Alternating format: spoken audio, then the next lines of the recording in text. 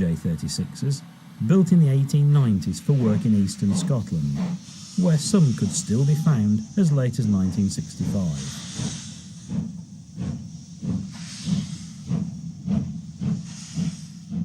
There are 3 pairs of quite small driving wheels, coupled together for power, but without bogies. All the weight is available for traction, and speed is not an issue. And, this being Scotland, there's a rather better covered cab than on many engines of the same period.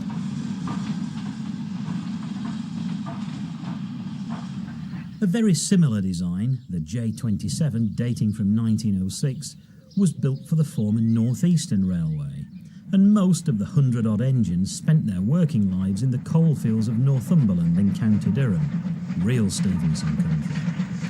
This train is made up of high-capacity hopper wagons, a type which the North Eastern Railway pioneered. Built in 1923, this engine is the last of its class, and it survived until 1966. It was bought privately before moving to the North Yorkshire Moors Railway.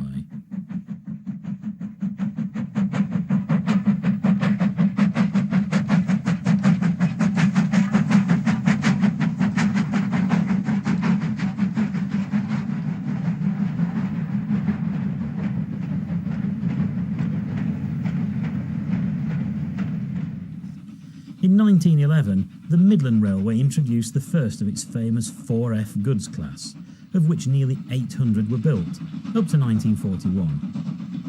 Absorbed by the London Midland and Scottish Railway, the Midland had a huge geographical spread, and so did the 4Fs, working everywhere from Somerset in the south to Peterborough in the east, and right up through the north to Scotland and the Highlands.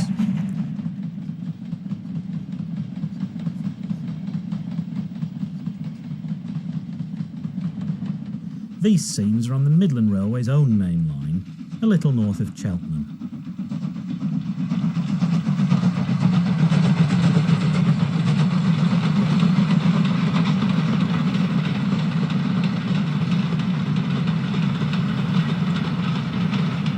Here's one at the edge of the Empire, at Radstock, south of Bath on the old Somerset and Dorset line. At this time, around 1960, coal was still being mined.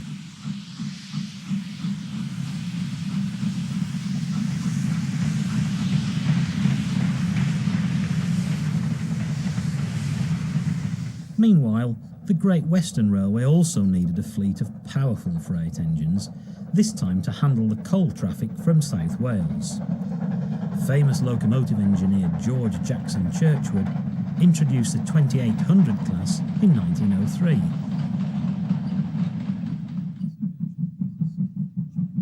This time there are 4 pairs of driving wheels, for power, and a 2-wheel bogie, or pony truck at the front, to guide the locomotive into curves, points and crossings.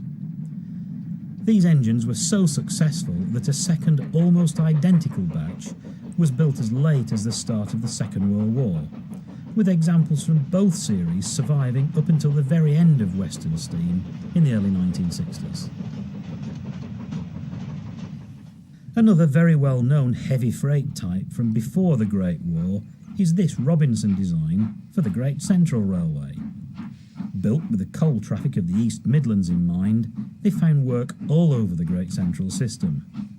Strong, simple and reliable, they were chosen as the standard freight engine for the army in France in the Great War, not least because Sir Sam Fay, the Great Central's general manager, was also Director of Movements at the War Office.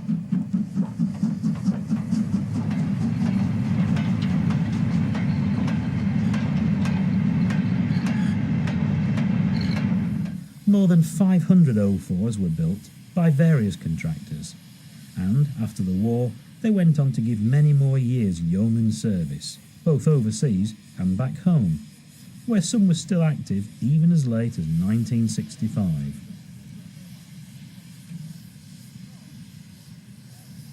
"63601 is the sole survivor in the UK, and it returned to steam on the Great Central Railway after a successful appeal for funds was organised by Steam Railway magazine.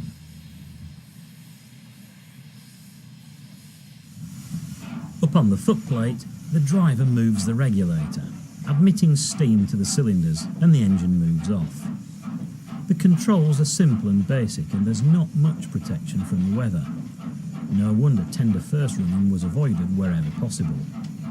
You needed to be a hardy soul to be a steam engine driver, ready for long hours of duty at all times of the day and night, and in all weathers. There could be long delays on slow goods work, and your train may frequently be sidelined to let faster traffic past. The fireman, very much the junior partner on the footplate, needed to be fit, with a strong pair of shoulders. On a long journey he'd shovel several tons of coal into the firebox, and little and often was usually the motto.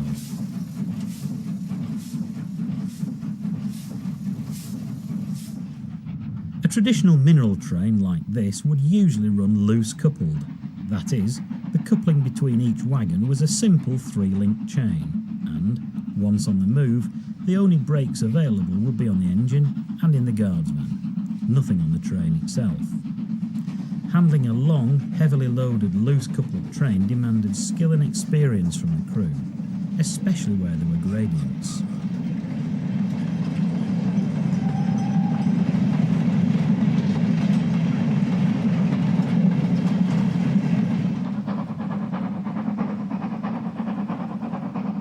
That distinctive 3-cylinder beat is the sound of another heavy freight engine. This time a Northeastern Railway Class T3 of 1919, blasting up the 1 in 49 to Goathland on what is now the North Yorkshire Moors Railway. The first line here, engineered by George Stephenson himself, opened in 1836 as a horse tramway and originally climbed this hill by a long rope-worked incline. By 1865, steam locomotives had become powerful enough to tackle the work, and an orthodox line on a new alignment and with an easier gradient was built. The line was closed as part of the national network in 1965, but was reopened by preservationists just 8 years later. The T3s spent all their lives on mineral trains in County Durham, so this sole survivor, withdrawn in 1963, hasn't strayed far.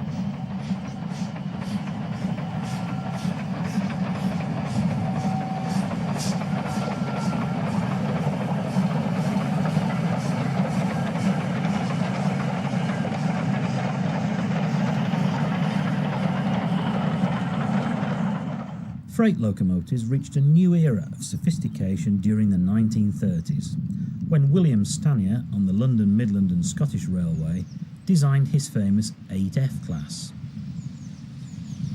Stanier's task was to produce a locomotive to be built in large numbers to replace a very mixed fleet of obsolete non-standard designs, and in this the 8F succeeded magnificently.